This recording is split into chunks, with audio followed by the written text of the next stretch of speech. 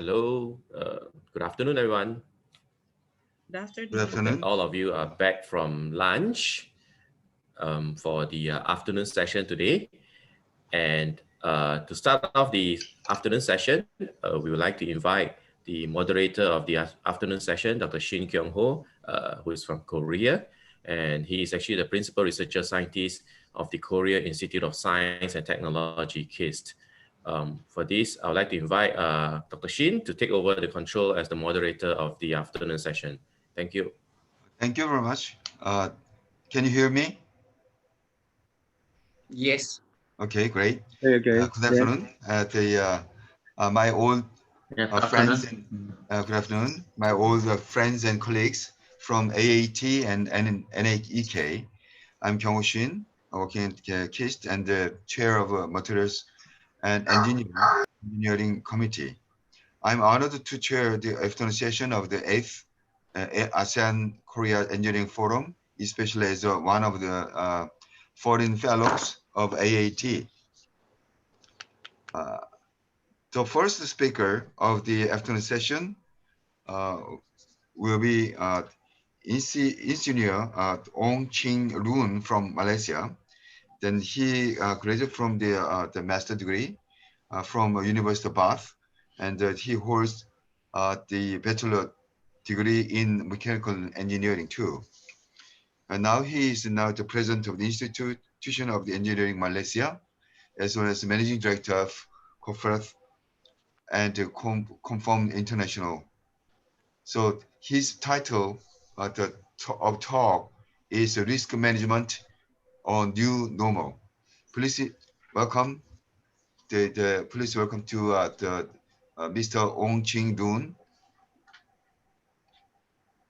Thank you, Dr. Shin. Thank you. Let me share the file of the presentation this morning.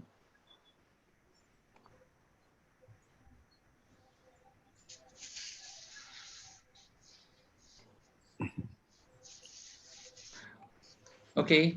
Good afternoon to all of you, all scientists, engineers, engineering technologies, all friends, ladies and gentlemen. My name is Ong Ching Loon. I am the president of the Institutions of Engineer Malaysia. First of all, I would like to say thank you very much to AAET and NAEK for giving this opportunity for me to share with you this paper that I'm going to present called the Risk Management, a New Normal. Now, the presentation will discuss about the business management process that has the potential have impact on the sustainability and also the viability of SME post-COVID-19. Now, it's interesting, I want to share with you, there's this Deloitte white paper. It says, if you treat risk management as a part-time job, you might soon find yourself looking for one job, part-time job. So it shows and it says the importance of a risk management process to be conducted. Now, I just want to share with you that in Malaysia context, the SME are very, very important because 98.5% of the businesses in Malaysia are SME. And they generated 552 billion ringgit last year and provided 7.3 million workers, which is about 49% of the total workforce. And most of them are in the service industry. 89% of them are in the service industry. You may say, wow, it's very high, 98.5%. But this is not uniquely that of Malaysia alone. If you look into this, 99.7% of businesses in USA are also from SME. And UK is even higher, close to 100% of the businesses are the SME. So in short, SME are the backbone of the economy of most of the country in the world. Now you look into the structure on the right side. In Malaysia, we quantified the micro SME under the manufacturing and also the service sector. And for those having a sales turnover under the service sector of less than 300,000 ringgit or employer less than 5, they are classified as a micro And it goes on for the small and the medium, they increase in size in terms of sales turnover. And so in terms of the employee number. Now, the fact that they are called SME, that means they are small, medium enterprises. So normally, they will operate their businesses in the normal way, the tradition method. So we call it the normal. And some of them know little about economic volatility. They don't know the very volatile market that all of us in. Some of them may not know. And most of the business owner do not know the risk to their businesses. Some are even complacent because the life has been good, so they are living in their comfort zone. And I would say that majority of them do not know what is risk and also what is a force majeure. And I'm sure if they do not know what is a risk and the force majeure, they will not know how to mitigate the risk. And some of them, when you talk to them risk management, they will be intimidated. Wow, such a heavy subject. How am I going to do it? But in short, what we are saying that being small, SME are very much vulnerable to crisis. Look into this COVID-19 pandemic. So in Malaysia alone, close to 10,000 SME stop operation during the first 3 months of the movement control order, which is the lockdown. And close to 22,800 company SME also closed down during the recovery period of the lockdown, which we call the movement control order, from June to September 2020. It shows how vulnerable, how critical the SME to the impact of this untoward crisis. Now, then many of them will ask, for those who are not knowing much of the risk management, I just want to share with you, risk management is a process of identifying, quantifying, and managing the risk that SME will face or facing right now. So in general, most of the time we talk about what kind of risks the SME are facing. We talk about the market risk, the financial risk, operational risk, and also the technological risk. Don't they sound familiar to all of us as a SME, for those who are SME? Now, I just want to take a quick example for the project management risk. If you look into what is the risk of a SME offering project management, they may look into the risk of a design risk, project risk, operation risk, technical risk, technology risk, economic risk, payment risk, legal compliance risk, political risk, contractual risk, force majeure, environmental risk, and also financial risk, and many types of them. So there are a host of risks that we probably do not know, but we are having to face them without taking some preventive action to control the risk so that we will not be in crisis when it comes into us. So the question I'm asking here is this: can this risk be avoided or mitigated? So my answer to most of the SME is this: yes, most of the risks are controllable, which means they are within our control. We can handle it, we can manage it. But within the constraint and the limitation of the risk treatment means the action plan. You're going to overcome the risk that you have identified going to overcome. But of course, force majeure like the COVID-19 pandemic is something that we cannot control.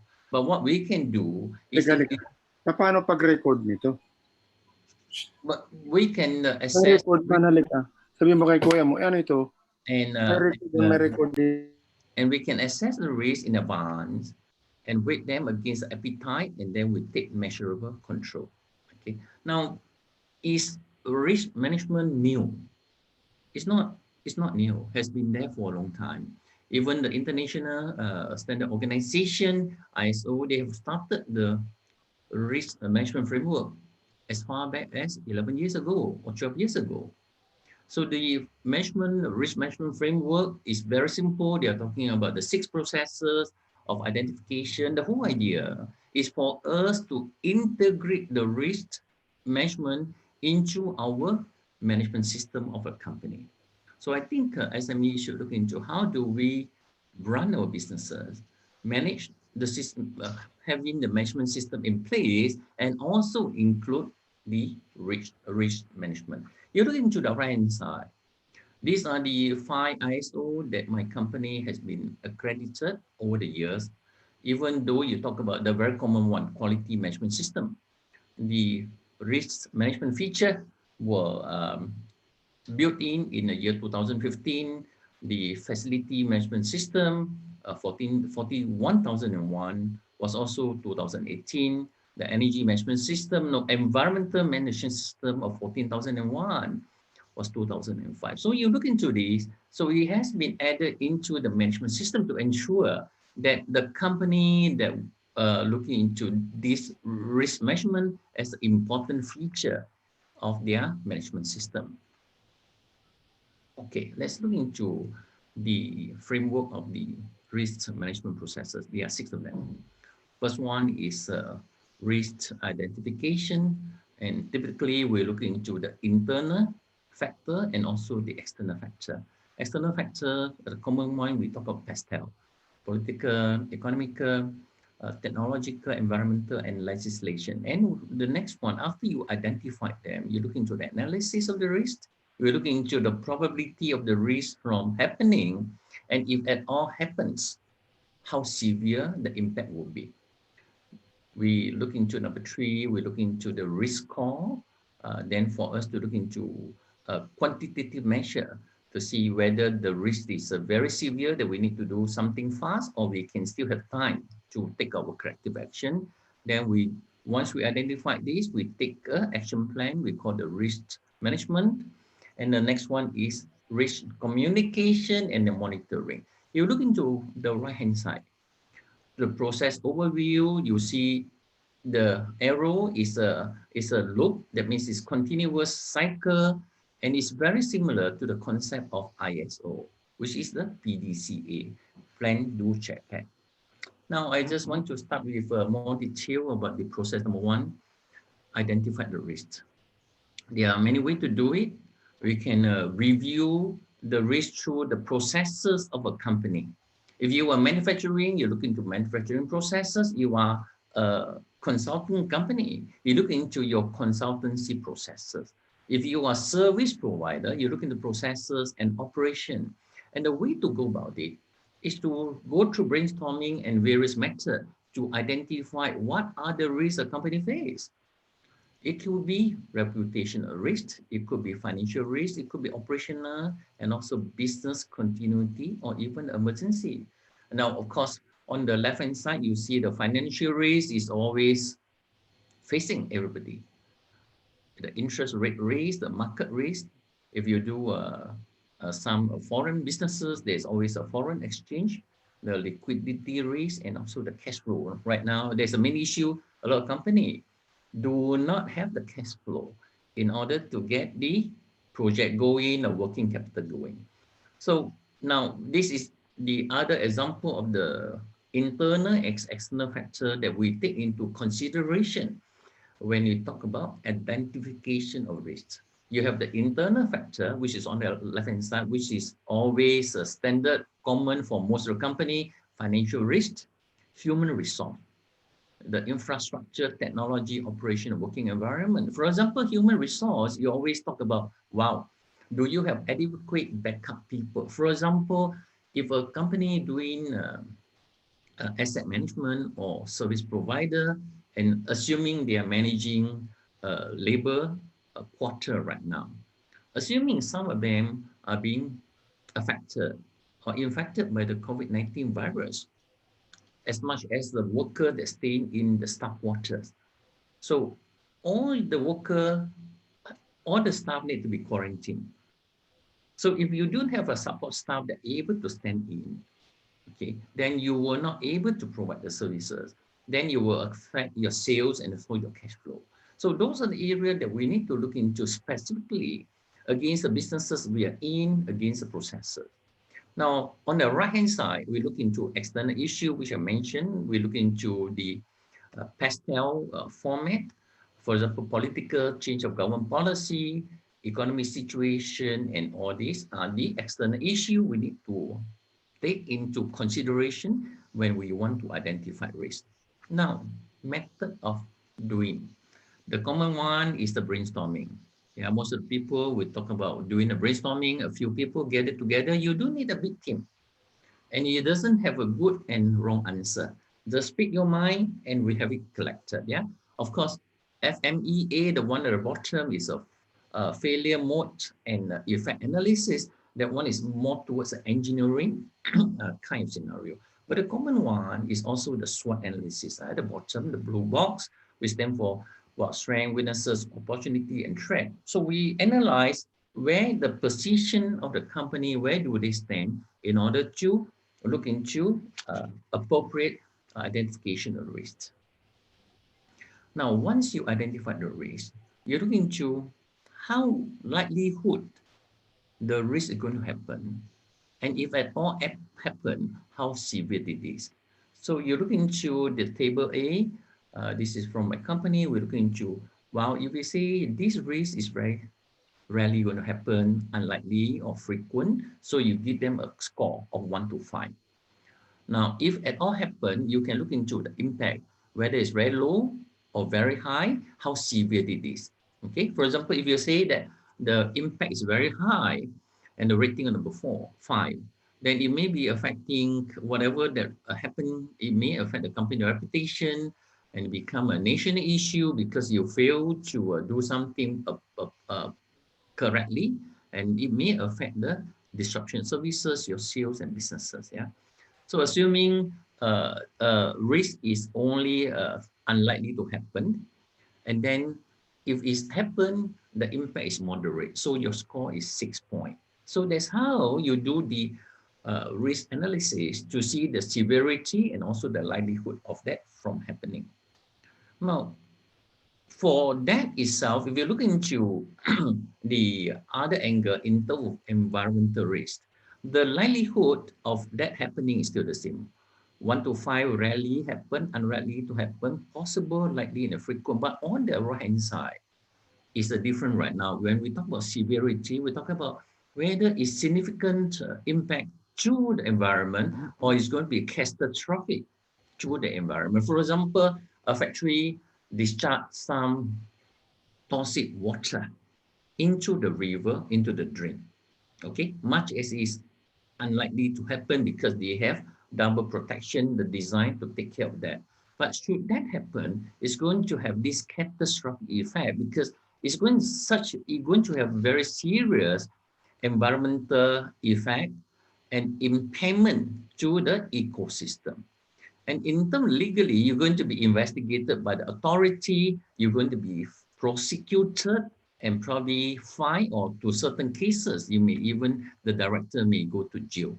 So you may be, the company may be facing serious litigations and problems, and there will be serious public and media outcry of this severity of a catastrophic impact onto the environment. So when you talk about probability and also severity, then you can have a table which we call the matrix. You can combine the probability, if the probability is 3 possible from happening, and the impact severity is only 3. So you talk about 9 points. Then you are in the middle path, then you have to look into whether how soon and how fast I want to take the action. For those under the green zone, you say, wow, probably yes, highly unlikely to happen, and the severity is not so high, I probably can wait for a while. Now, on the right-hand side, I'm looking to environmental, as I mentioned, if it's a possible happening, but if it happens, it's going to be catastrophic, then it will be 15 points. So it's very serious matter from there. Right, then once you look into having the scoring that is going to be so severe, then it's a matter how are you going to treat the risk, or what we say action plan. So once you have done that, you have to open up a file we call the risk and opportunity register, which I'm going to show you a example, a quick one. So to treat the risk is very easy. It's basically either you tolerate the risk, you treat the risk, you transfer the risk, or you terminate the risk. Okay, and this is how we talk about risk treatment in order to solve the issue. I'm going to show you an example in a short while about the risk and opportunity register of a company to overcome the scenario. The treatment, normally the guide is we want to avoid the risk we can, we accept the risk, transfer the risk, and reduce the risk. For example, in this case, we talk about risk of my subordinate being engineer design something that accidentally due to negligence have some wrong calculation, then they may have a severe impact. So for me to do this, I will transfer the risk into by buying insurance. So my risk treatment is to insure the professional services by buying professional insurance, professional indemnity insurance. That's how it's been done. In fact, many a times we do it, but the question I'm asking is, do we do it structurally in a proper manner? Okay. Next, we look into the once you have carry out the risk treatment, we talk about communicating the risk and monitor the risk, and also to review the risk. So this is the PDCA process. Okay. Now, one of the things that we want to talk about, for example, in the event of certain crisis, and there's no data line, and you want to communicate certain information, you want to make sure everybody in your company is being connected. So you can do this core tree, we call the core tree test structure. So the person who initiate will also receive the final call. Let's say this tree itself, there are 5 people. So one after another one will call each other to make sure I receive the message and message is received correctly. Many a time, what message is given is totally been distorted by the time you go to the second person, or third person, or fourth person, and go back to the last one. So the core tree test is a very good structure to make sure information is correctly transmitted. Now I want to show you, because the time is very short, I'm going very fast, my apology. I just want to show you a common risk and opportunity register. Look into the item number 2, the yellow, the orange band. Now the process, we're talking about low revenue and no sales. And the risk category is basically financial, because it's a business environment where I have no revenue, low revenue and no sales. And it will be affecting the shareholder, employee, and the vendors and everybody. And when we identify the risk, we say, wow, why we have no sales or low revenue? Because we have a high level of competition in our business. We don't have unique selling point. Okay, then the effect of this eventually will lead into retrenchment and closing down the business. So you look into the score probability and severity. I say what is 4, then is risk score is 4. So what we need to do under the risk treatment is make competition irrelevant. Come up with new business, look into blue ocean strategy, look into differentiation in your services and product so that you can open a new market. It's very important that you may look into business diversification and also new technology. Again, on the occupational health and safety hazard register is similar. You look into activities, you look at the risk, you look into risk level score, and then you look into what is the existing measure you're doing and what should be the new measure you want to undertake. Right, so in summary, I just want to say this, that risk management is not something new. Every one of us heard about it, but we do not implement them. But it's very simple as ABC. We just want to identify the risk and assess the risk, analyze the risks, and take action to overcome the risk. But the point I am saying here is this.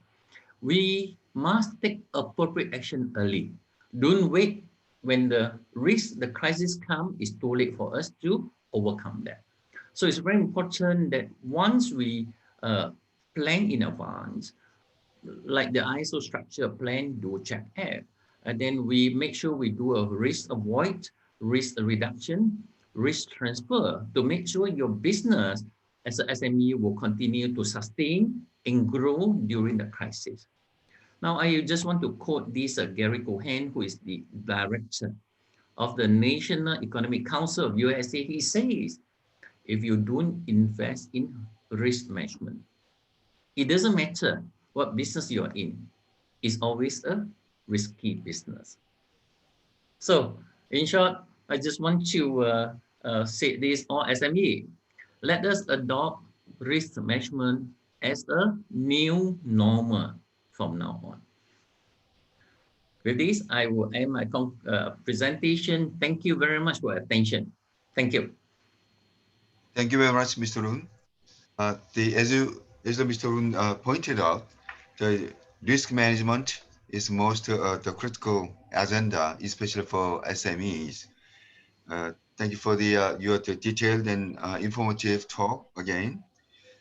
And before we move to another one, so let me remind all of the speakers here to stay for the panel discussion after your presentation.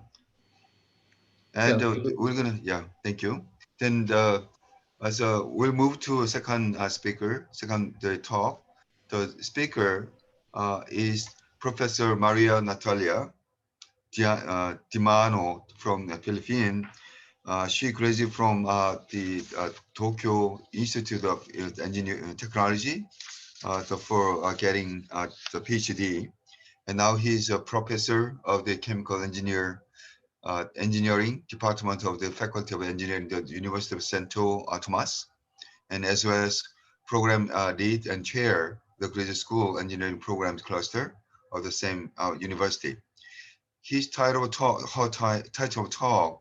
is Coping Up with Engineering Education 5.0 in Nurturing Thinking Learners in the Midst of the New Normal due to COVID-19. Let me invite the Professor Dimano. Thank you very much for the kind introduction. Good afternoon to everyone. I would like to share the screen.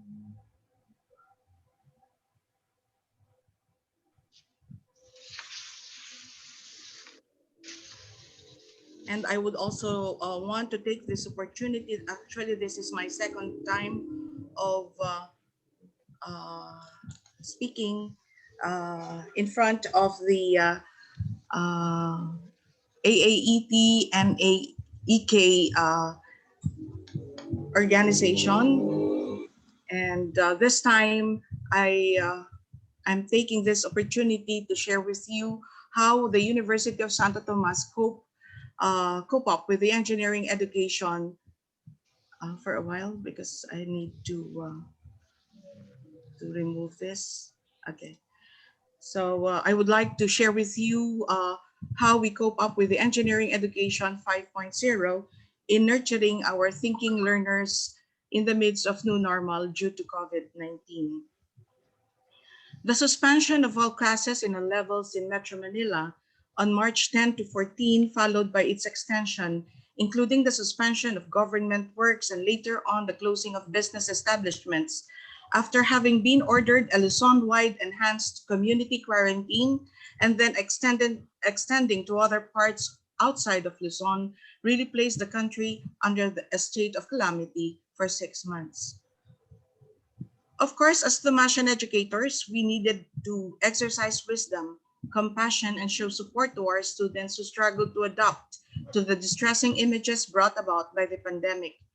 With a clear statement of our Commissioner on Higher Education's stand to conduct online classes, we were all in a highly tensed emotional and mental state, although the complexities vary.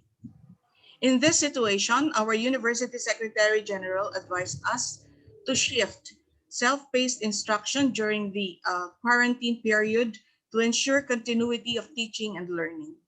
The advisory pointed out the salient points of this arrangement, and these are the non-requirement of participating in regularly scheduled online classes, wherein online classes may be held minimally, but not mandatory and in fact discouraged. And faculty are advised to exercise sensitivity and consideration of students' health of state and internet connectivity in their current location when deciding to conduct online teaching and learning assessments. The second salient point of this arrangement is the continued provision of learning materials and alternative learning tasks on Cloud Campus. Highly recommended, but with understandable leniency. Students were directed to online resources to supplement uploaded learning materials for enhanced self-paced learning, and they were also given self-reflective tasks that allow them to assess their level of learning. And last but not the least of this salient point is the submission of gradable assessments only upon resumption of regular classes. A schedule of submission of assessment materials during the quarantine was made to help them prepare accordingly. And this was imposed only until last term of last year's school, last school year. And these had just been a part of the brief history in the university because we have to proceed with the essentials, including education. Although we are every time guided by the institutional guidelines for the prevention and control of the coronavirus disease, COVID-19. It is a real good thing that our university has our own cloud campus. The university is known to be the pioneer in massive wide e-learning adoption in the Philippines that started in 2002. That even during the quarantine period, both faculty members and students did not have much difficulty in having a sudden shift to total online learning. In an effort to further enrich our students' learning experience and assist our faculty members in delivering quality remote instruction, our University Educational Technology Center, or we refer to it as the EdTech Center, organized webinar presentations on digital resources, focusing on digital tools, okay, like the virtual labs, media-rich, and other media-rich resources that can be integrated into the current learning management system of our campus-wide adoption. Thus, despite that our country was in the state of calamity due to natural disasters and the health emergencies, even during this quarantine period that limits mobility, we could still engage students in the teaching and learning activities. As we all want to maximize the e-learning ecosystem of the university, we are all given the opportunity to engage our students and expand learning beyond the walls of the physical classrooms. The university implemented the view of the e-learning environment as a self-sustaining ecosystem that provides learners with the tools and surroundings that they need to achieve their learning objectives. In this ecosystem, the UST community consists of the learners or the facilitators, and we are the ones directly involved in the e-learning ecosystem, the e-learning space and resources, the e-learning platform where learning actually takes place, and the e-learning content that the learners will access, and finally, the e-learning culture that sets a positive attitude towards the overall e-learning process and participants' interaction with the e-learners or with the e-learning courses. So how do we engage our Thomasian, our students, the entire community as digital learners? Let us watch this video.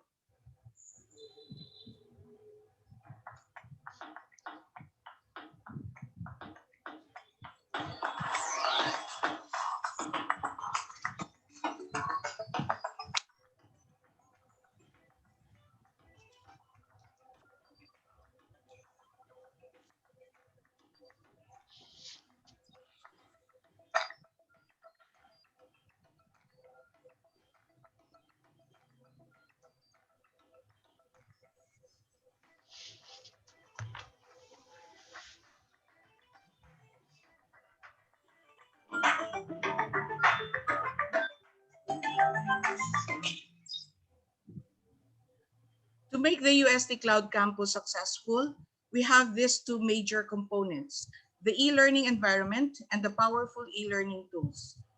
Their e-learning journey starts by accessing the official website address.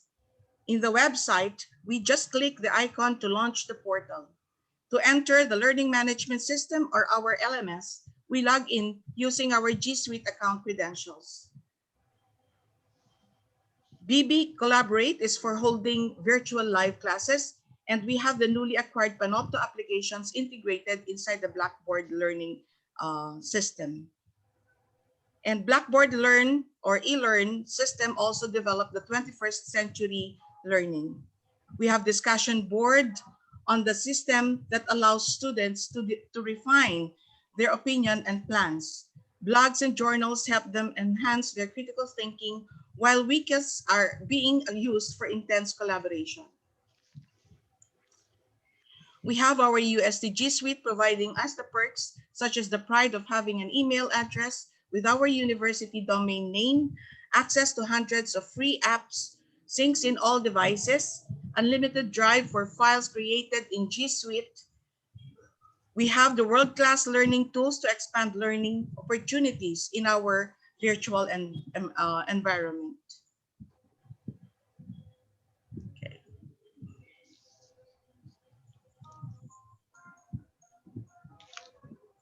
And we get to perform our respective academic functions even in the comforts of our homes, maintaining our students to stay informed, up to date, and connected.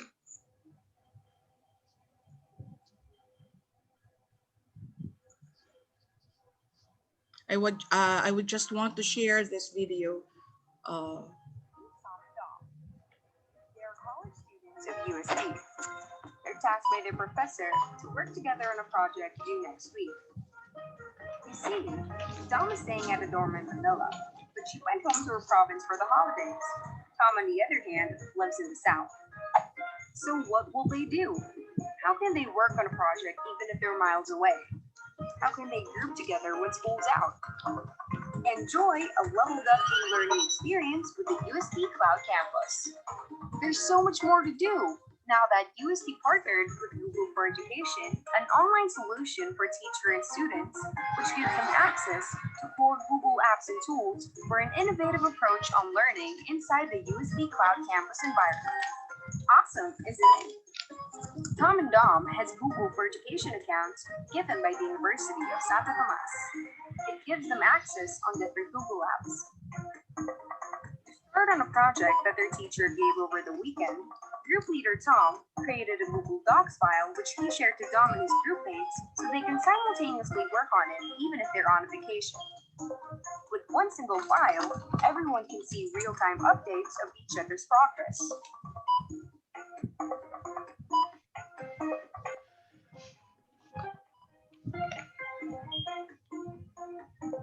But they can't always collaborate in real time, right? Through the comments and reply section, you can still leave comments and feedbacks for them to check out when they open the file again. And if they want to simultaneously virtually see each other even miles apart, they can do a Google Hangout. To make sure that they are doing their task right, they share the file to their teacher. Upon viewing the file, the professor was able to suggest edits and was able to raise inquiries about the project. As the revisions were laid out, Tom and Dom can easily click the Resolve button to notify their professor that they already made changes on the project. Come school week, Tom and Dom are all set to submit their project. There's no need for a flash drive for submission. Through Google Docs, they went paperless and submitted the file through link sharing. Group leader Tom submitted a Google-generated assignment link to the assignment section of the UST Cloud Campus, and the teacher was able to check their assignment pronto. And now, their score was posted in the Migrate section of UST Cloud Campus. Fast and convenient, right? With Google for Education apps, collaboration is seamless with your team, even if you're miles away. So more pictures to show some of the activities and provisions that we use in the university.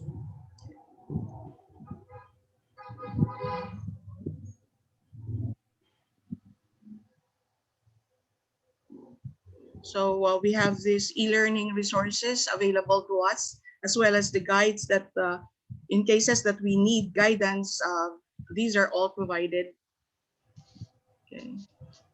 And it takes pride to inform you that our university has already 18 years of massive wide e-learning leadership adoption in the Philippines, with more than 2,000 trained faculty workforce on online instruction, servicing for more than 44,000 full-time enrolled students with e-learning access. With this using more than 3,000 average deployed services course sites in the Philippines. Okay. So the country's education, science, and technology with strong links to the university and the community through interlinkages and collaborations among universities and research agencies are key to globalization and economic progress. Our university, in its thrust towards Education 5.0, focuses on teaching, research, community service, innovation, and industrialization aimed to support our country towards economic progress. Anchored on our natural legacies and known attributes, the university has put up university satellites in Santa Rosa, south of Manila, to offer the engineering courses, agriculture, medicine, IT, and other pertinent courses that the university will deem significant and applicable to the region, and in the general Santos City in Mindanao, to offer fisheries, agriculture, engineering, also medicine, and other pertinent courses. And notice that engineering is always included in the course offerings, a way to go towards Education 5.0. This ends my presentation. Thank you, and again, good afternoon. Thank you, Professor Timano. So if you don't mind, I wish to register your university as a freshman. It's very interesting and funny the system, especially the e-learning culture, because they requires our new platform for engineering the education. So I think your school seems to be a pioneer. It's a very interesting talk. Thank you so much. Then, all right. Thank you. So let's move. Yeah. Yeah. I'm going to remove my sharing. Right. Thank you.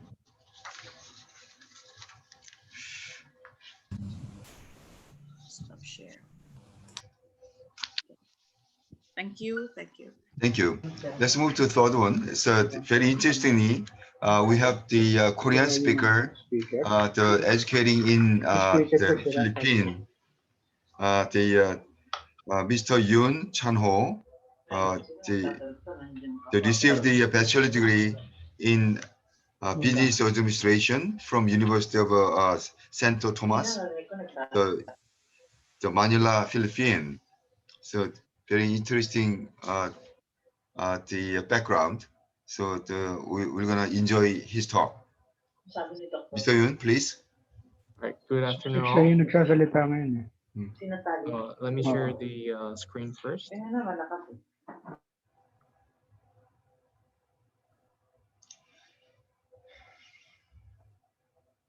So I'm not sure if the screen is shared. Can you all see it?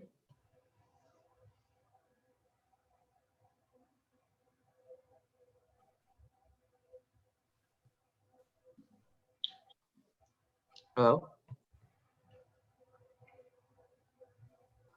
Yes, we can see. Yeah, you can see. Yeah. All right. Can you all hear me? Yes. Yes. All right, cool. Yes. Of course. All right. So good afternoon, all. I'm Chan-ho Yoon from Entomo. For today's topic, I want to discuss on commercialization of value-added products through local on-site treatment of food waste and recycling of byproducts using black soldier fly. So to briefly go over our company has been established back in 2014. And as you can see, we are separated to these departments for egg production and research institute and marketing team and business support team. So we're mostly focused on the insect breeding technology and research. And these are the patents that we got related to the insects and the pet food. So our main business is black soldier fly, breeding black soldier fly, and making products out of it.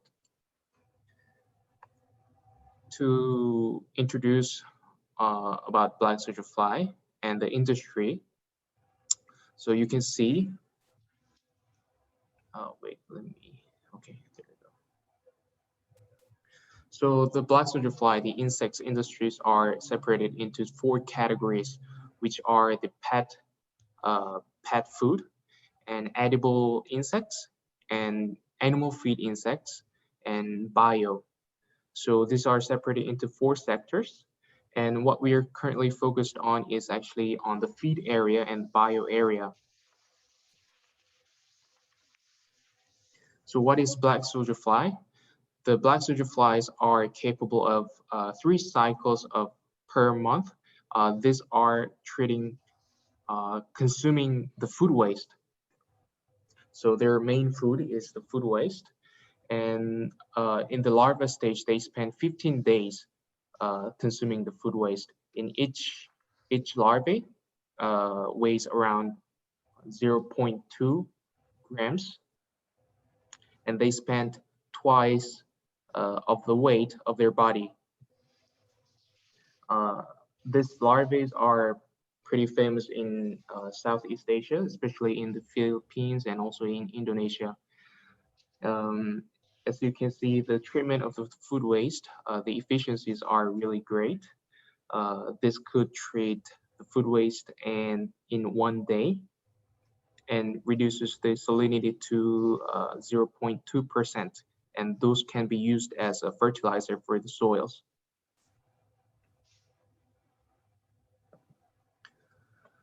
The industry of black soldier flies has been very popular since 2012, and it's been developing onto the research industries as well, especially for the productivity and the functionality and the in the feed industry.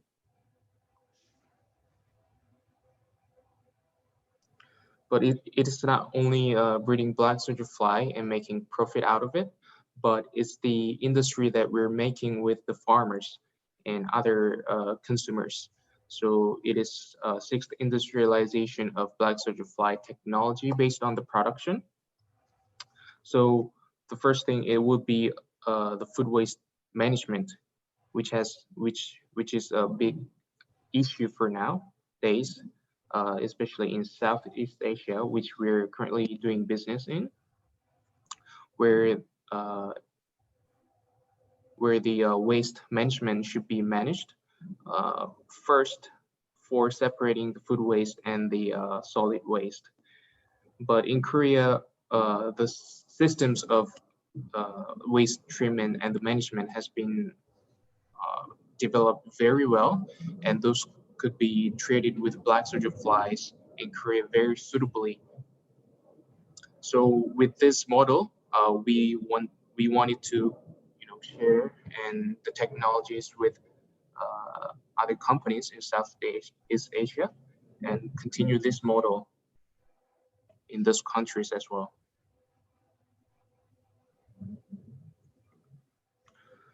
So this is the model of cooperative farmings that we're currently doing in Korea. So we have the partners of the black soldier fly farmers who are supplying the larvae to us, and we have a machinery facility where they produce a machinery that is suitable for producing black soldier larvae and also processing black soldier larvae into the feed. So what we do is cooperating with those people, and what we do is research and egg production and animal feed production. And we also cooperate with the distributors as for the feed industry market to be marketed as a insect protein source feed. And the customers demands for the high protein in the feed. So the supply and the demands are currently very similar for now.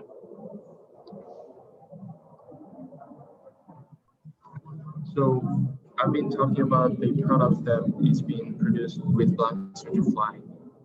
So the products that could be produced with black soldier fly are this kind of animal products, such as pet food, which is high value added product in Korea for now.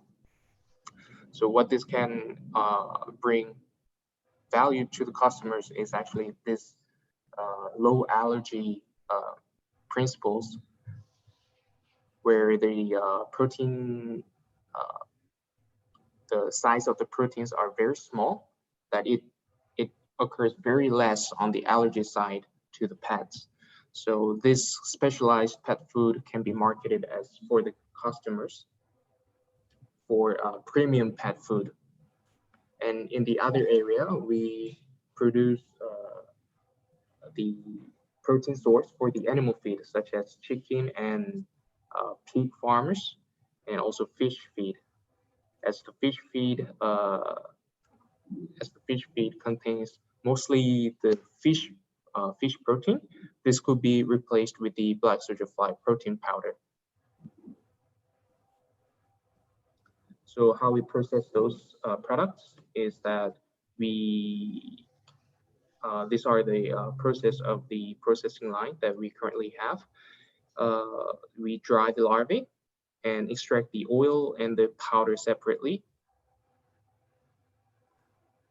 And these are the byproducts that we produce from the black soldier fly. So this is the dried ones that you see.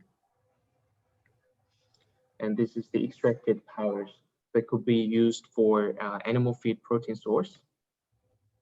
And this is the oil for coating the feed and also bio cosmetics. And this is the fertilizer that the farmers use for the crops. So this is the whole process of the black soldier fly, which we do in Korea. But as I've mentioned, to bring this model to Southeast Asia for food waste management, we have first started in Indonesia. So what we do here is that we wanted to focus on the separation of the solid waste and the food waste. So we have cooperated with the government for separation of the food waste with the solid waste, especially in the traditional market, school, hotel, and hospitals. This is actually the project that they're actually currently running, and we have actually joined them through waste to energy program. So to the way we started the waste to energy program in Indonesia is that in Indonesia, the waste landfill has been the biggest problems, and the president of the Indonesia has started to bring a lot of support for separation of the solid waste to with the food waste, since the solid waste cannot be incinerated without separation of the food waste. So with the separated food waste, now we enter this market and bring the same model to Indonesia. So we treat the food waste and bring byproducts to the local area. So it is not only we bring the model, but we do a lot of operating training and all the educations. So we wanted to build this kind of a networking system for a local on-site food waste treatment. It's not like a big city treating the whole food waste in its city, but in each district, they could treat the food waste and create a value-added product.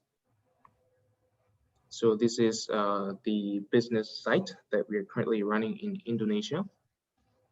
So they produce around 75 tons of food waste per day. And in this area, we treat around 30 tons per month of the food waste and bring the byproducts to the local markets. And as you can see, this is the drawing of the facility.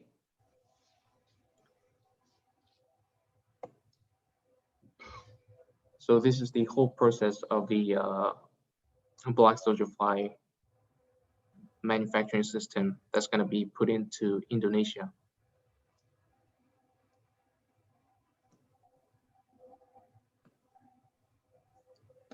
So the values that we are currently expecting are 4 sectors, and one is the technical aspects, and economic and social aspects, and job creation aspect, and environmental aspects. So we currently mainly focus on the environmental aspects, as the food waste is not only the food waste, but the waste itself management has been very big issue, even in Korea and especially in Southeast Asia. And the way we wanted to bring value for environmental aspects is that the food waste should be treated in its origin place instead of transporting or being incinerated.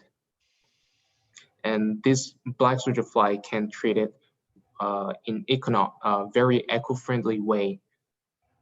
And that we think this is very great model for Southeast Asia, but not only in Korea, but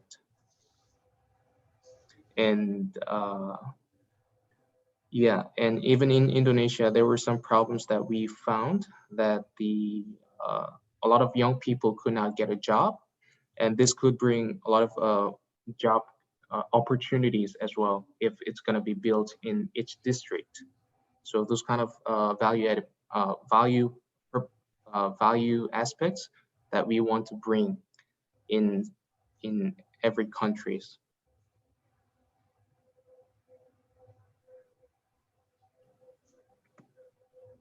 So yes, so the presentation I have prepared very in a hurry. So I hope this was a helpful presentation. And if you have any questions to ask, please ask, and I'll be happy to answer them. Thank you very much, Thank you Mr. very Yun. much. Thank you. It's a very interesting talk. It's the insect provides very high quality protein for the animal, probably in future for human beings. So True. yeah, thank you very much. Then we're going to move to next talk. The speaker of the next talk is Dr. Vinay Wipon Prasad from Thailand. That he received the Doctor of Technology in Civil Engineering from University of Innsbruck, Austria. He is the honorary fellow of AFEO, and now he's currently assistant professor of Department of Civil Engineering in College of Engineering, Langsit University, Pantum Thani, and also he's serves as a program lead and chair of the graduate school engineering programs cluster of the University of Santo Tomas. His talk is titled "The COVID-19 Pandemic: Success by a Different Perspective." Let me invite Dr. Wipur Prasad.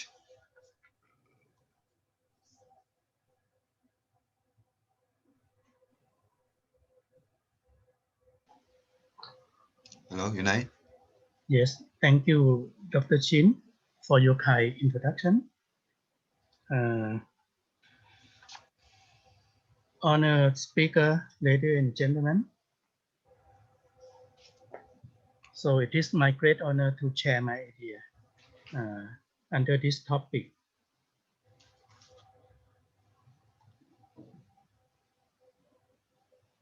Can you see the slide? Yes. Okay. So to understand my talk more, I would like to share my background that I graduated in the field of structural safety and reliability. And my main work is about code calibration for building design codes. For example, reinforced concrete, steel, timber, glue laminated girders. And most of my work, I work in the area of good and fit test of property distribution, engineering data, efficient adaptive procedure for interpolation and least squares fit for n-dimensional quadratic function. And most of my recent work is about civil engineering materials, especially for high-strength concrete, steel fibers, wood, reinforcing steel, coastal erosion protection.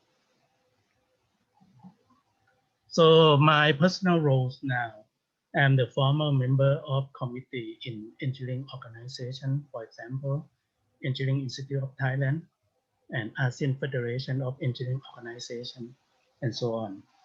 Now I am senior lecturer and also researcher. I also provide engineering consultant. I myself is patentee and work a lot for intellectual property. And I myself also behave as a SME and find solution for many SMEs. And also now I expert affiliate to the government agency also. So my motivation is that Thailand government announced the policy for Thailand 4.0 and proposed the innovation-driven country. Also, together we have to go green with innovation. So most of my work is about construction materials, mathematical models, and applied statistics. Also, I work a lot for quality management, for example, ISO standard. So because of strong competition in Thailand in the concrete industry, so many people come to see me and ask how I can help them for the survive for the strong competition, especially during the COVID-19 criteria. So also we have a tripartite research between government agency, university, and entrepreneur for innovative research. So because the president of our university, Langsit University, he used to be a politician, so his policy maybe repeat the policy of the country. So after Thailand announced the Thailand 4.0, so our president of university also proposed the idea to transform our university from teaching university to research university and innovation-driven university. And this policy is very useful for me because I am allowed 1 or 2 days for research project outside my university. So to understand about innovative research, we should understand the difference between creativity, and the next step is invention, and the next step is innovation. So my goal of research, usually I aim for patent, which have 3 important features that the invention should have higher level of invention, novelty, and use for mass production. And something the people confuse is the meaning of copyright. So many people think that software just belong to copyright. Actually, the algorithm for programming can be granted as patent also. So because most of our speakers propose a very wide concept, so I will do different.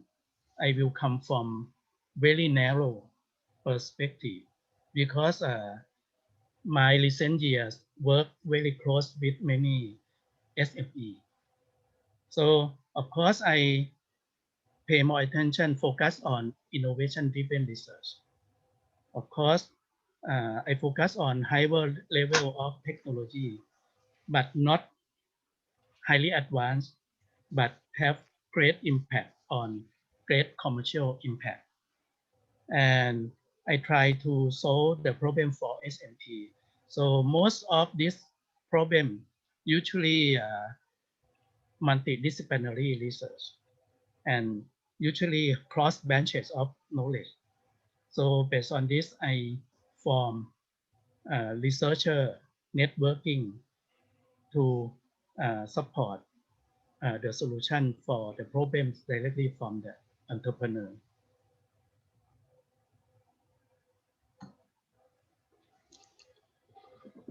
So based on this, I myself is a patentee with my work, a method to find concrete mixed proportion by minimum void in aggregates and sharing cement paste. I was has been granted a patent 2 years last year, and I'm going to be granted in the other countries. So my work now is a focus for concrete technology. This work actually use apply concrete technology and also geometry. And as I mentioned before that I apply the cross branches. So actually this concept I adopt it from gemology and also apply a lot for big data for the applied statistics. So during the COVID-19 pandemic, I cannot claim that this is a success or not, because the concrete industry in Thailand have a very severe reduction in the volume. So most of the concrete company, they have a 50 to 90% reduction of sale volume. But the concrete company under my engineering consultancy, no reduction in sale volume at all. Of course, they suffer lower profit because of strong competition in bidding. But finally, we can maintain the sale volume and have the tendency to increase the sale volume after COVID-19. So because short of time, because I think many speakers spend more time, so I just show the topic. If we have time, we can go through. If we don't have enough time, we just can stop. So in the last few years, I am successful in working for the concrete using low binder content, and this has been applied successfully for piece-rate concrete piles, piece-rate concrete slab, piece-rate concrete electric pole, terrazzo tiles, structural concrete, ready-mix concrete. And I have to work with engineers and scientists in the other area. For example, I invent for the sensor to predict moisture in rock and sand, so that we can adjust the mix proportion during mixing concrete. And also by doing this, we can control the uncertainty in material, so that this in turn can reduce the cost of production a lot. And also for this industry, so the project owner, usually they will visit the stock of the concrete company. If they have, that they can provide enough product within a short period. So usually after this company win the bidding, they have to produce a lot of product to supply within a limited time only. So in this case, I am successful to help the SME to produce the pre-stressed concrete pipe for urgent usage. To explain this a little bit more, so usually for the pre-stressed concrete pipe, usually they have to transfer the pre-stressing force within 18 hours, and this pipe should be used in the construction site for 7 days.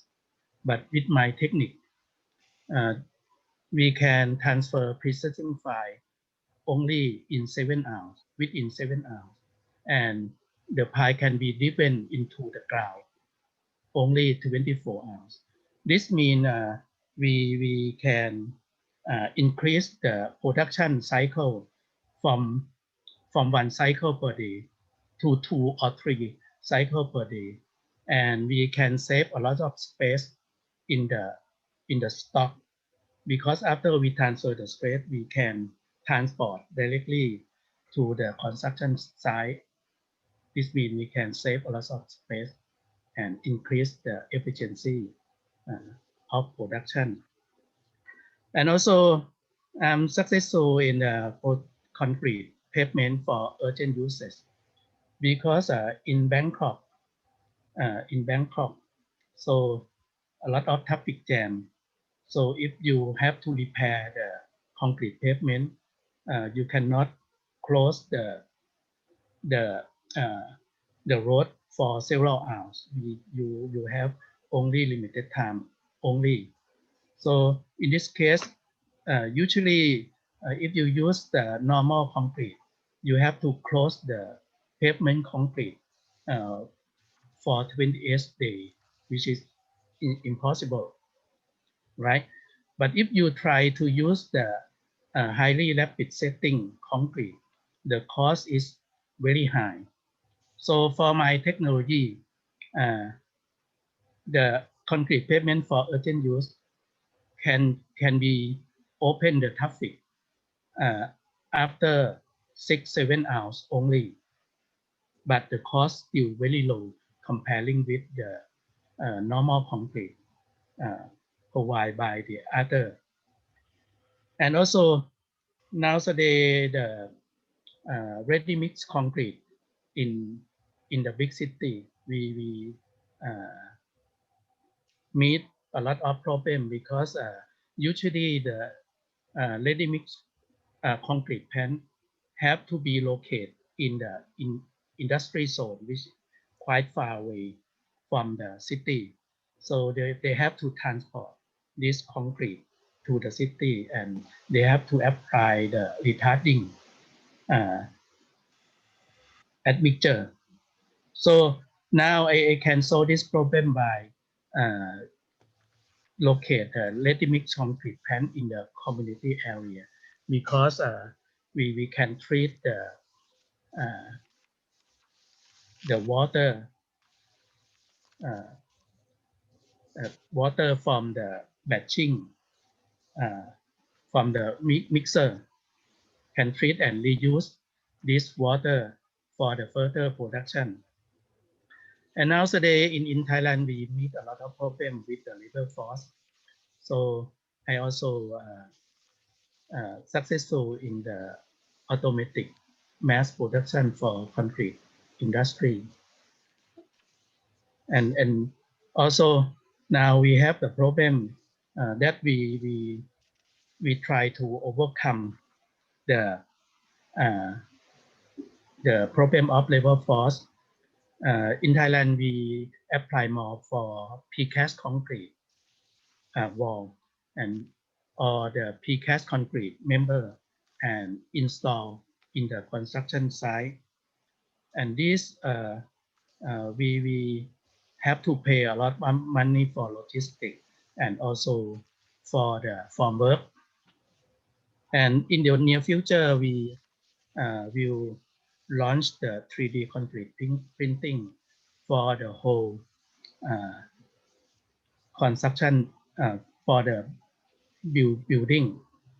So this is the overview of my recent research work that I support the SME. So this may be very narrow concept, but I think if you think different from the other, so you can always have some way to survive in the during the COVID-19 or even the more serious situation. So based on this, I would like to thank for your kind attention and wait for further discussion. Thank you so much. Thank you, Mr. Concrete. Yes. Okay. So I hope your invention will be concrete and sustainable solution for our society suffering from the COVID-19 pandemic. Thank you again. We're going to invite the last the speaker, Mr. George Ung Nguyen from Vietnam. He studied in RMIT the University, Australia for Bachelor and MBA, and continues to study at AEU University, the Malaysia for a PhD degree. He's now the presently country manager and the founder of a Google Developer Groups Vietnam, visiting lecturer, University of Economic and Finance, RMIT University, and the president of WE Ecosystem for SME and Startups. A lot of the versatile the position. And his the title of the talk is Vietnam SMEs, an active response in finding solution to cope with COVID-19. Let me invite Mr. George Ung Nguyen. Hello, everyone, and thank you a lot for your very kind introduction. Yeah. First, let me share my screen and a little bit of introduction about myself before I move to my presentation. Can you all see my screen? Okay, yes. Yep. So thanks a lot. So let me introduce myself a little bit. I have kind of mixed background like between industry and academia.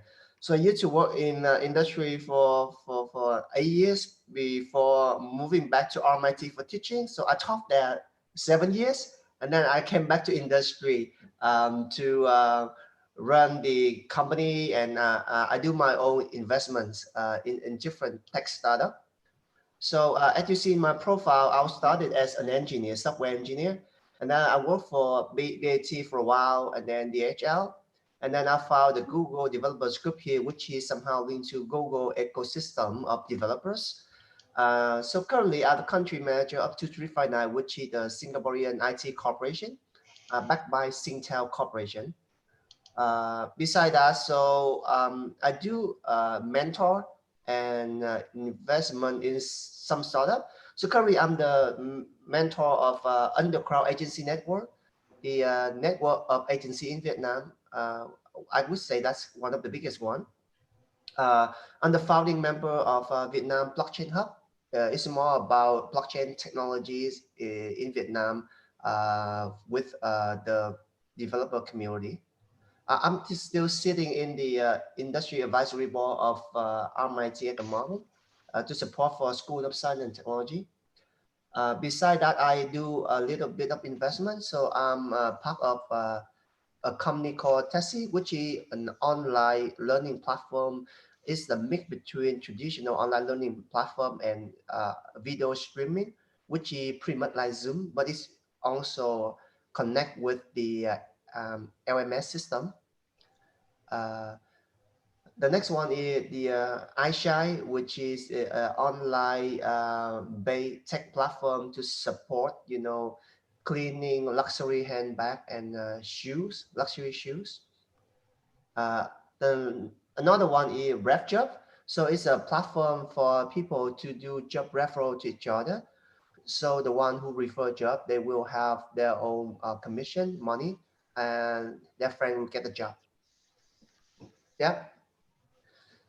So thanks a lot for listening to my profile. Before moving to the next slide, I'm not sure if anyone have any question for me. Later, please. Okay, thank you. Okay, so talking about the current SME situation in Vietnam, so I would share us a little bit of current facts and figure about the current situation in the COVID time.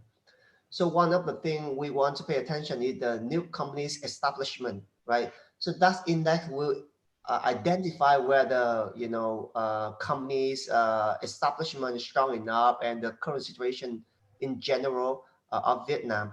So you can see that it declined 7.3% compared to the last year of Q1 and Q2.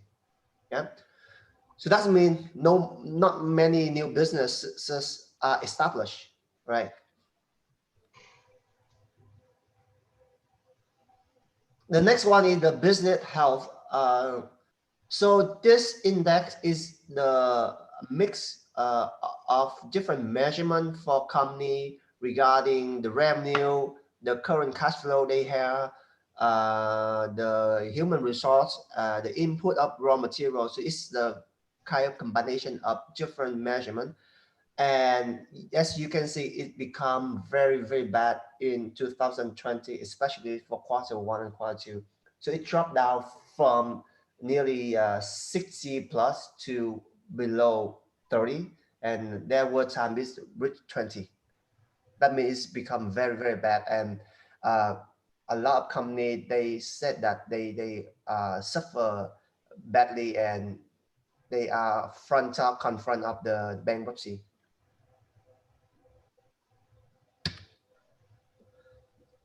Okay, what are the impacts on the businesses in COVID-19? As you can see, there are many different impacts, but the three biggest one is still the market share decrease. Okay, so Vietnam company, as you know, mostly with the manufacturer factory, we always export food and raw material to different markets, but mainly China. And this is the big cut for this year, right? And therefore, the cash flow will be the second problem as well, right? And because of COVID-19, the trade and import-export have a huge impact too, and become the first impact, which account for 28.6% of input material decrease badly. The rest of the other reason become human resource account for 20.9%, and other reason is 7.5%. So for human resource is not really a big problem, okay? And even now there will be a change in human resource because people will be laid up in somewhere, and we somehow company can actually look for those kind of new resource. Yeah.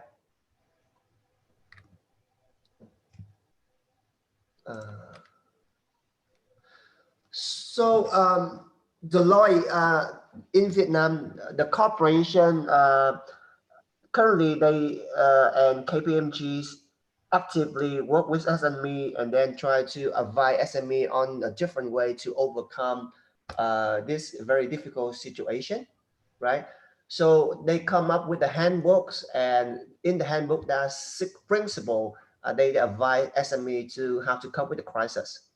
First, build the foundation, okay, which is flexible and ready for changes. That is somehow ignored by a lot of SME in Vietnam because they've been follow traditional way, they've been growing their own way, they feel very comfortable with that, so they're not ready for any changes. And as we know, when crisis come, that is something that knock them out immediately, right? So foundation is super important. The second principle is to reserve again more revenue, right? So determine the opportunity to gain revenue.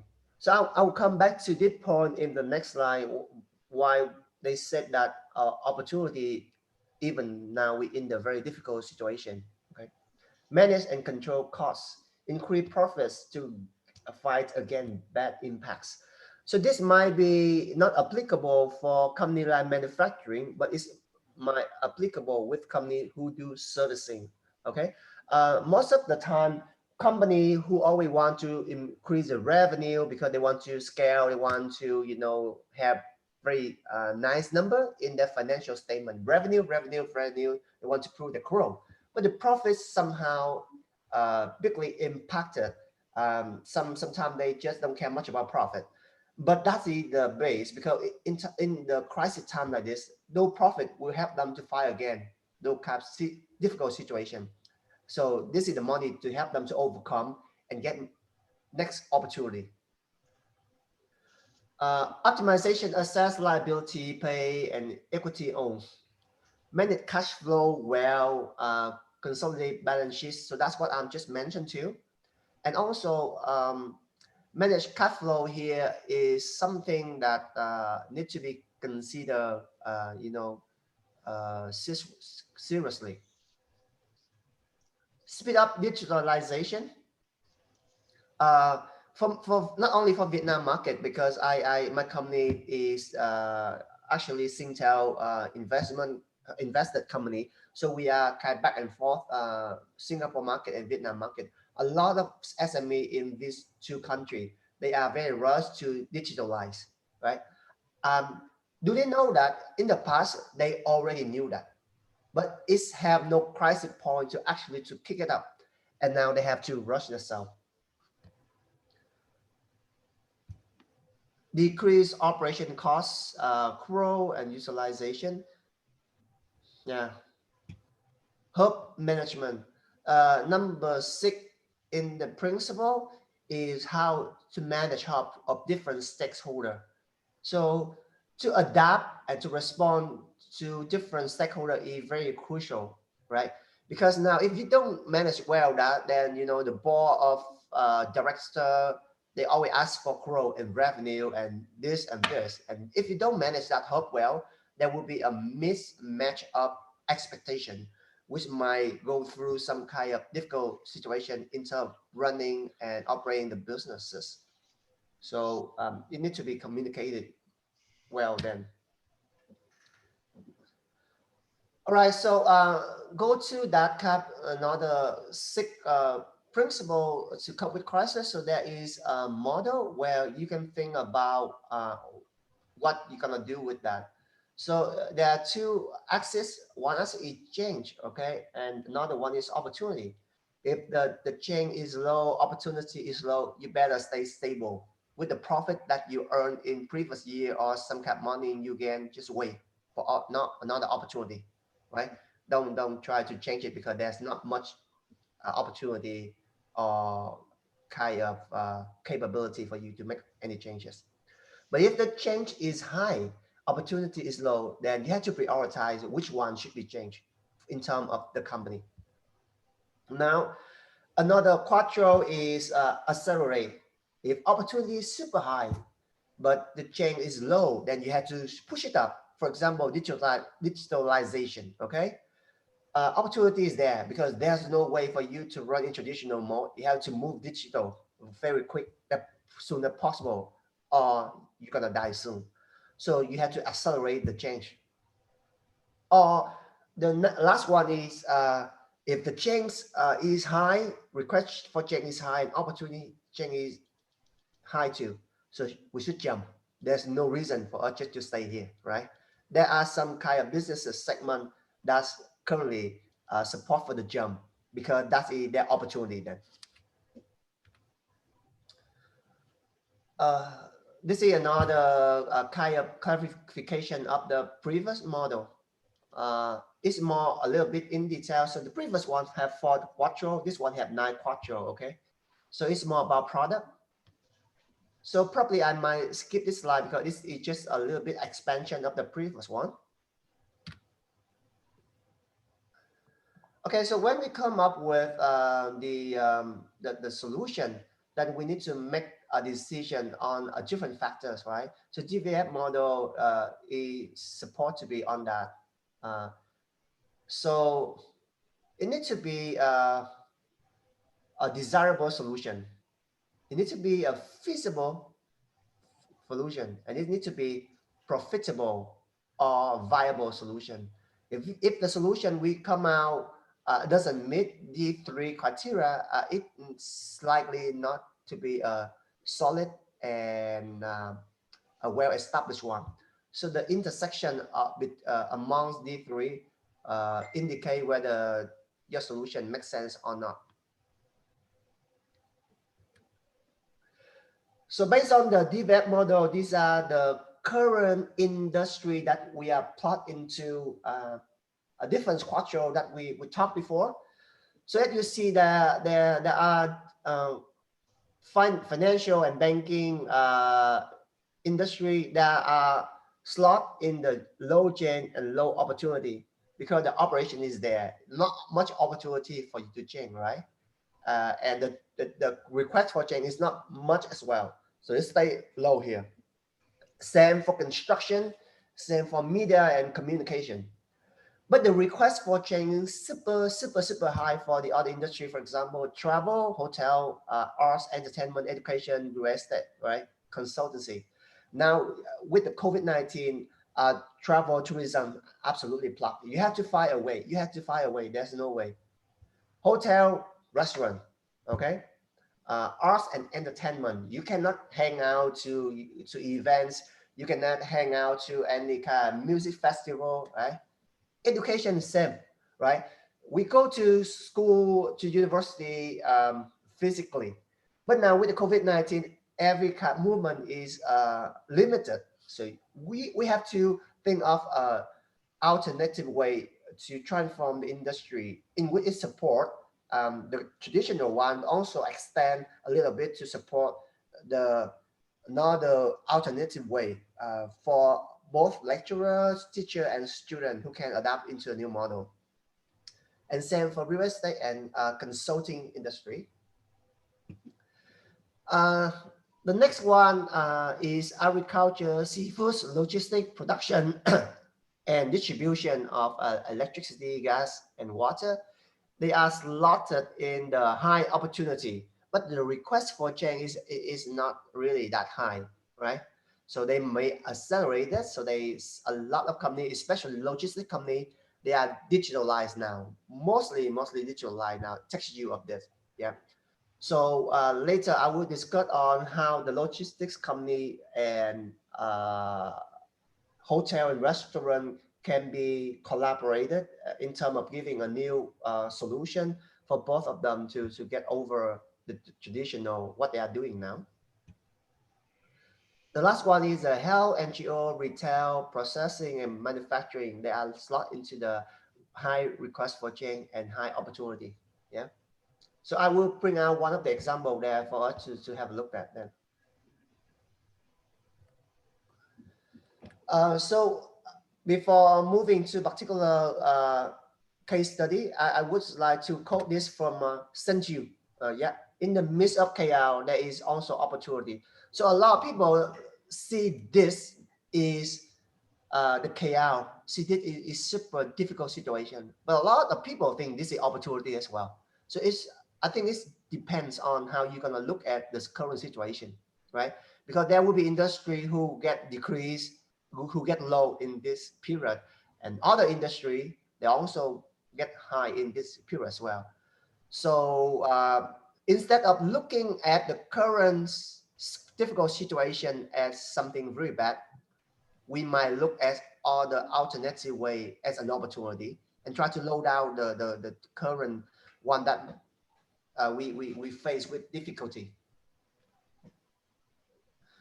So I really love the quote that seeing an opportunities here is a varsity, isn't a skill, it's a choice. So it's our choice to cope with that rather than it's a skill to look at this. So in Vietnam, what do we have in terms of government support? So the government reduced interest rate, right? So on 10th of April, they released a package about 20 millions, about 62 trillion cash in VND for 20 million people and employer that they can borrow money at zero interest to pay the salary for staff. They delay tax payment. So on the 11th of March, the Ministry of Finance deferred tax payment that for personal tax for corporate staff include my company. So we know that, and we apply to that to get the cash flow, the better cash flow. Because if we pay for tax, especially for IT company, the personal income tax is super high and insurance tax is super high. If we pay that during that period, we just get the cash flow shorted, and it's really difficult for us. So thank you for this. It helped us a lot. So they delay for 5 months. Okay. A support measure on the 10th of April as well. They give our support measure about 2.6 billion US dollar to support people from April to June that and from affected by COVID-19. A lot of people, they are jobless, they will get this support. Okay.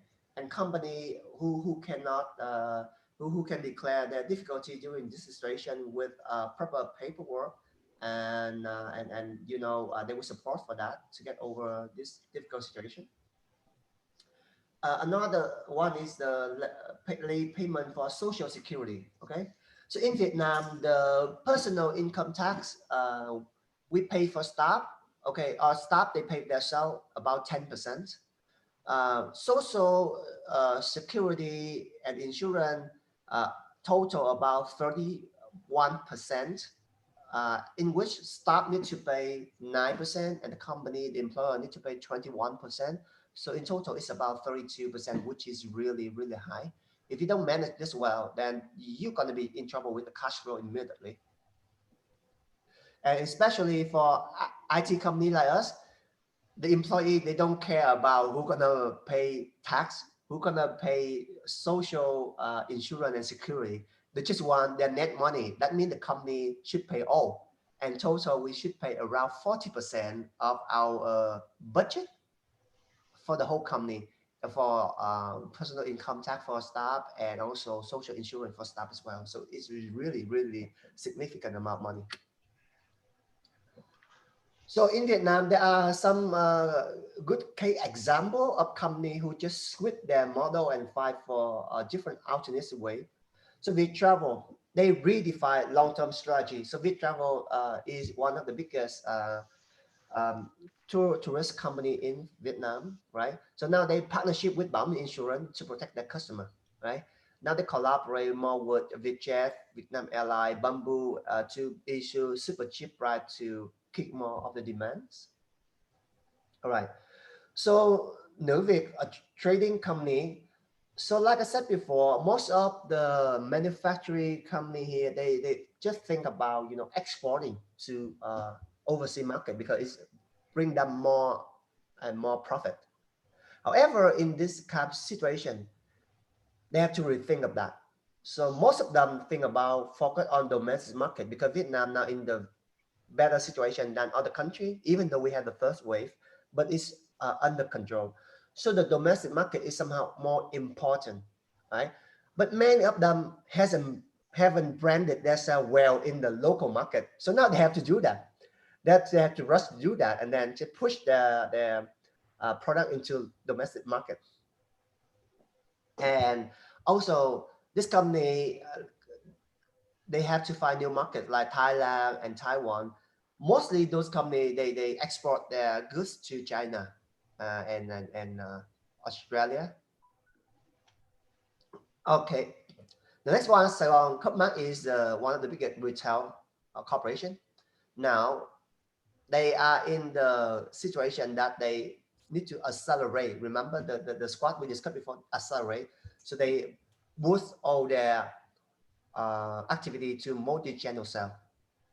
So traditional retail giant established in 1996, they moved toward multi-channel sales strongly now. They just move digital accelerator. So that is one of the strategy they use. Okay, back to the F&B that I mentioned before. They have to they have a high request for change but low opportunity. So they have to think about kind of let me go back to this. Sorry. Prioritize. Okay. So what they do is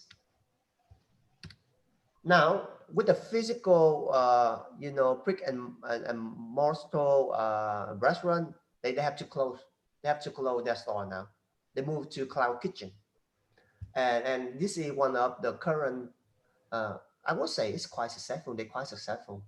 They move all to the cloud kitchen and they will sell. So they collaborate with tech logistics company like AHA Move in Vietnam or Grab or the logistic company in order to deliver this kind of packet to their consumer. Okay. The last one also pretty much with the F&B is the fitness, right? So the fitness company now in Vietnam, not many people, they go to the gym, right? They do go to gym, but it's very, very limited. And the money for the rental cost is super high, right? And operation cost is high. So many of them, they close a lot of their physical place. What they do now, they move to digital. So they do a kind of 20-minute fitness. That means they do the live stream to show their customer how to work out, and also plus the other thing as well. For example, work out well and then eat and drink healthily. So that is the whole packet they bring. And recently they have, I would say they get quite a lot of new clients, and the revenue is quite as their expectation, right? So let's say the traditional one, they got the revenue as expected 100%. I would say this will reach 60% and 70% of what they have. So that is a good case study for the fitness industry. Okay, so this is quite quick for me to reflect what happened in Vietnam with SMEs and what kind of strategy we encourage SME to do. And this is some of the good case study that I plot out in order for us to consider, which is a good movement for them. So again, thanks a lot. Thank you very much, George. And that all of us agree with you that the threat bears opportunity, but it's a high time for us to collaborate to find out how to convert the threat to the opportunity. Yeah. So thank you very much for the fruitful the talk. Thanks. Then now I think the schedule is a little bit behind as we expected, but we're going to have the Q&A. So I got some question from the screen for Maria Natalia. Is there a study on the effectiveness of online teaching, the accessibility of internet for students in rural areas and across the entire Philippines, and whether students can focus on the online teaching and also social interaction between students and friends, which is important for education and social networking? It's a little bit complex question, but if you can, please answer for us.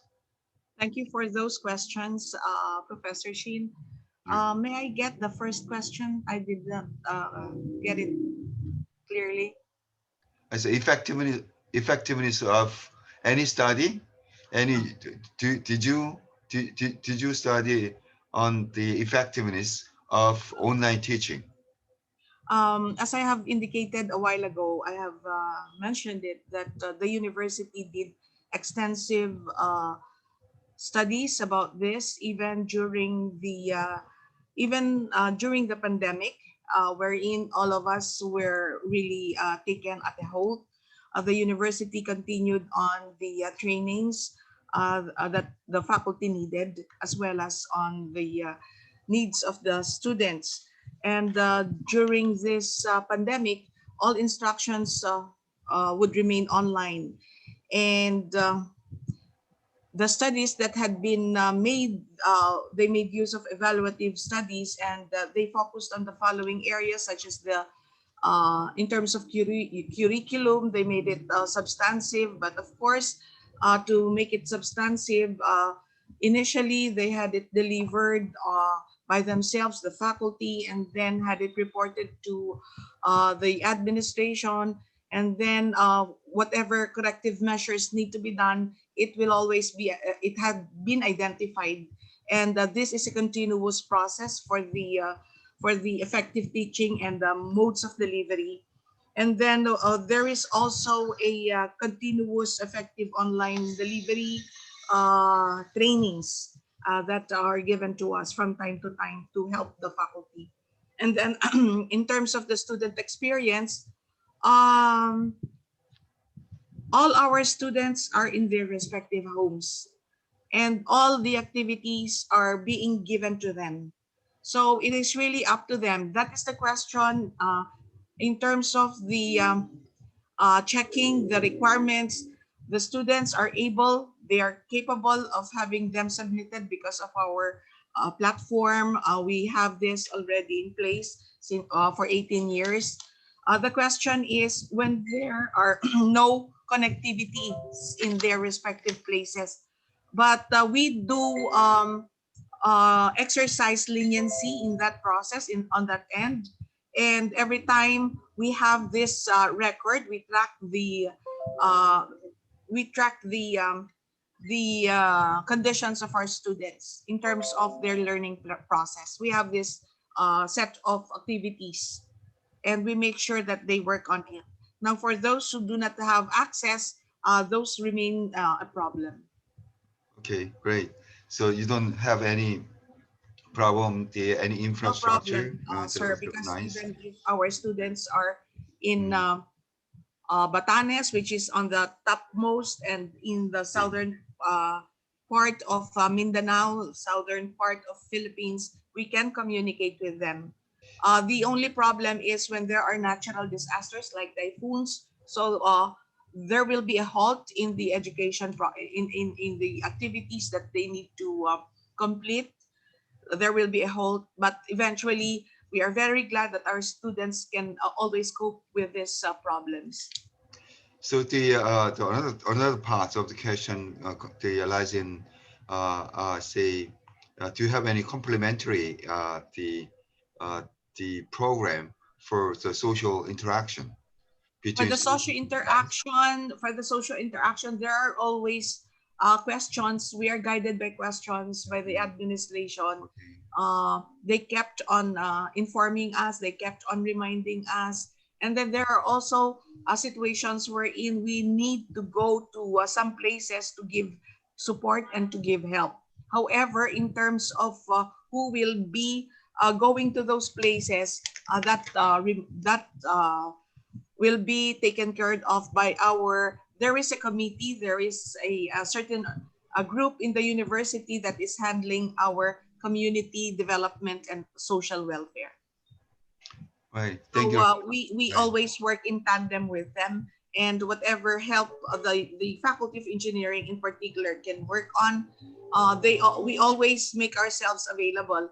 The only problem is we need to take care of the health of the faculty as well because of the current pandemic. So any more questions? So I don't see any questions in chatting room. So I think I have a question, sir. Yeah, I think so. Yeah. Yeah, because I got interested in the fly. Yeah. Yes. To Antomo. Yes, sir. Yes, sir. Yeah. From Mr. Yun. Mr. Yun. Right? Mr. Engineer Mr. Yun. Antomo. Right. Because this research has really a very interesting application that is addressing to environmental preservation, Right. and also addressing to pollution. Okay, so but I'm worrying about handling the research because, for one, okay, we are very much aware and always touch. We are aware that whenever a fly touches our food, we don't eat it already. What more if you are breeding the flies? So how do you address to the health concerns that may be related to breeding the flies? Because I'm worrying about the health issues concerned, especially those handling the flies Okay. from the breeding process. So, okay, let me explain to your questions. So the black soldier fly, when they turn into the flies, they stop. Their mouth is actually disappears, and all they do is only soak the water. So they transform their mouth to only the soaking water instead of bringing any other viruses to any insects or any food. So it So is the actually, flies, yes, so the germs all only come out from the mouth of the flies. yes, You're telling that? yes. So it's categorized as a fly, but it's separated into bad flies and good flies. So the house flies, they bring virus to the food and people, right? But the black soldier fly, when they turn into the fly from the larvae stage, they lose their mouth. So they cannot eat, they cannot do nothing with their mouth. So there's no virus coming to their mouth. So there's no source that they can bring the virus. Okay. So it's very safe, and we could handle it in very easily. Okay, thank you. Thank you, Mr. Antomo. Thank you so much.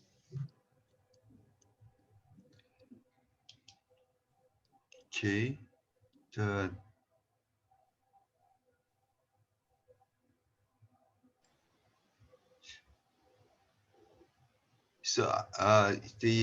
from, I think probably the question for you, Maria. So how do you conduct laboratory experiments for students during the COVID-19 period? Laboratory experiments. That is one question. Yeah, I understood it, sir. That is a question that I also wanted to address in my presentation, because we do have virtual labs, and we have assigned we have procedures to we are following a certain procedure that our in particular our department and even other departments in the Faculty of Engineering are following. So it is very interesting to have it shared, hopefully if the time only allowed, but I had been only allowed 15 minutes. But we do have virtual laboratories. We make use of Labster and other provisions that our university has partnered with. The only thing is, of course, a face-to-face encounter or a face-to-face encounter of the experiments are better. However, because of this current situation, there is nothing else that we can do but to have it done virtually. But we do have the steps. And it is interesting to note that based on the evaluations that we have taken from students, they are very happy with it. Whatever processes we do and deliver to the students, they're happy with those projects. Thank you. Thank you. So I think that we are a little bit late. We need some slot for the roundtable meeting. So I think we're going to conclude our afternoon session.